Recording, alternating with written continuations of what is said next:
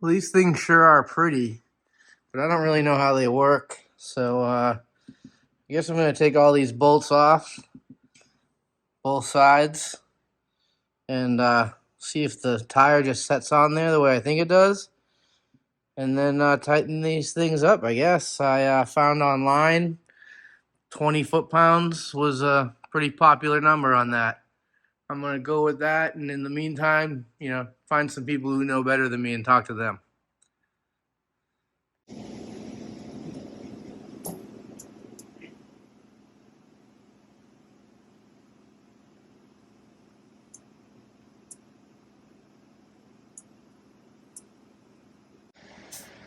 First trial fitment on the Belix here with the M&H 24.5 by 9.5 on 13s.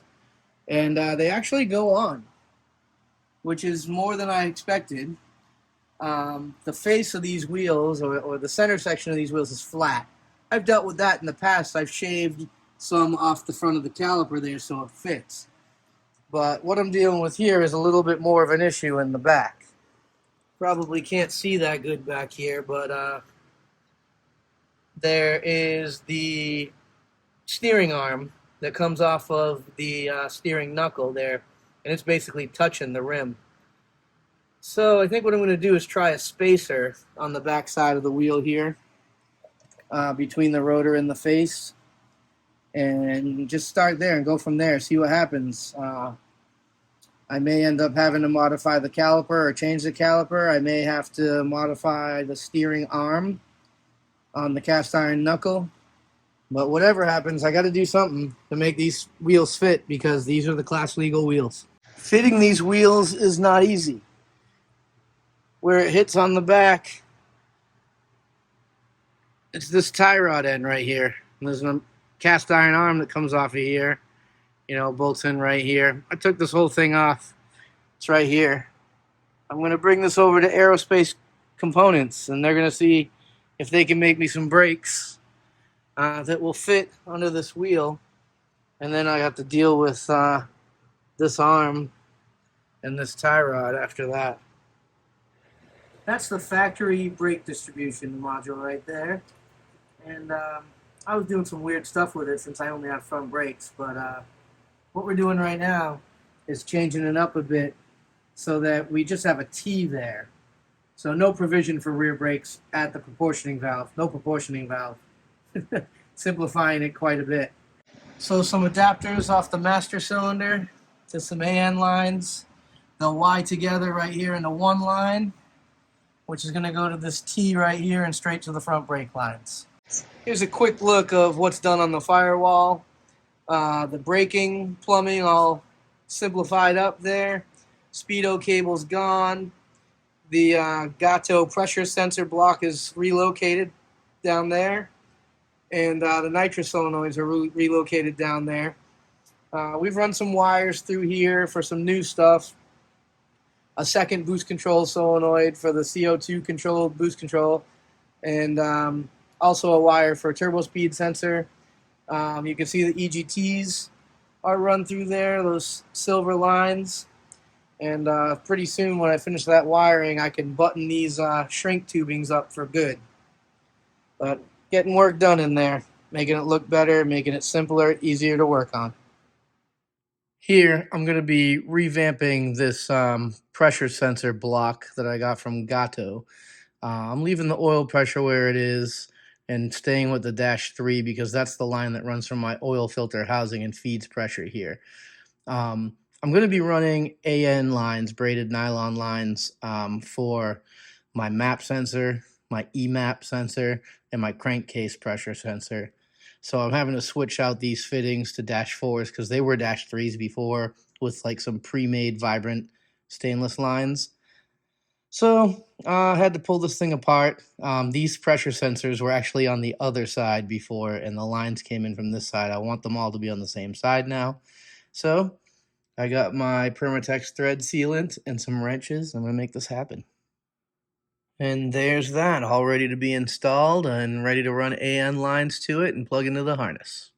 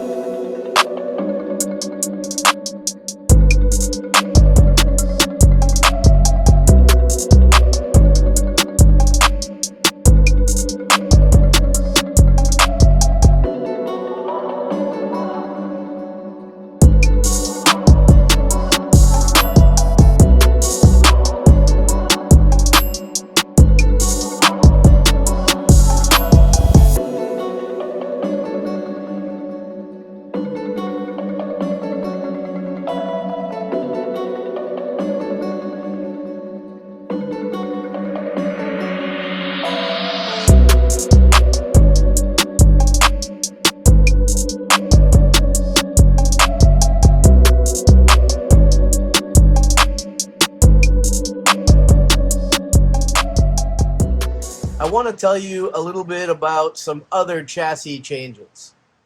So since the front end has so drastically changed, I've been working on the firewall here. As I get to the bottom of the firewall, there's some things down here that didn't used to be down here.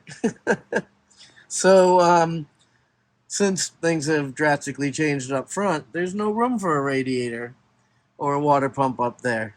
So this is the new location for the radiator and the water pump.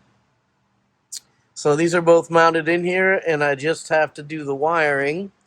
They don't hang down particularly far, like right in line with the frame rails, but they get them out of my way and in a place where they have their own area. They're not interfering with all the stuff up front, and also the hoses too don't have to run from the engine to the front of the car. They just go right off the back of the engine where, you know, there's just a bunch of hidden stuff back there. That's where you hide the stuff you don't want anyone to see, including this stuff. Since we're talking about radiator cooling system, hose routing, that sort of thing, I want to show you what I'm going to use for a thermostat housing on that side of the head. The timing belt side of the head, since the block is filled, the coolant ports on the head are welded shut, the water just feeds in the timing belt side of the head, comes out the transmission side of the head. On the timing belt side of the head, there's simply a -16 weld-on bung on there, and that hose will go to the pump. The pump will pull from the radiator. On the other end, the return to the radiator, it's going to come from the factory thermostat housing location and head back to the radiator.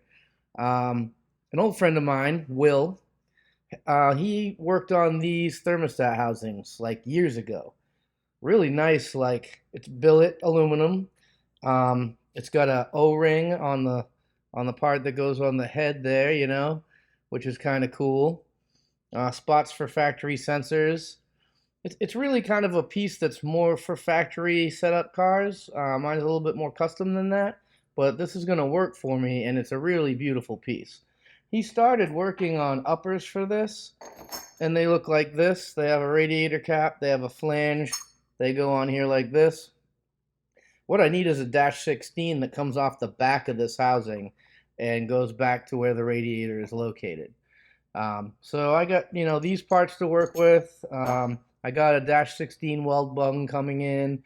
I have a different filler neck because I do kind of prefer this larger filler neck and the cap selection that you get with it. So I don't know. My buddy Patrick is going to mess around with some ideas for the top half of this thing and see what he can come up with, and hopefully we can make something that works. That's going to do it for today's video. I'll see you next time. Put cheese on it.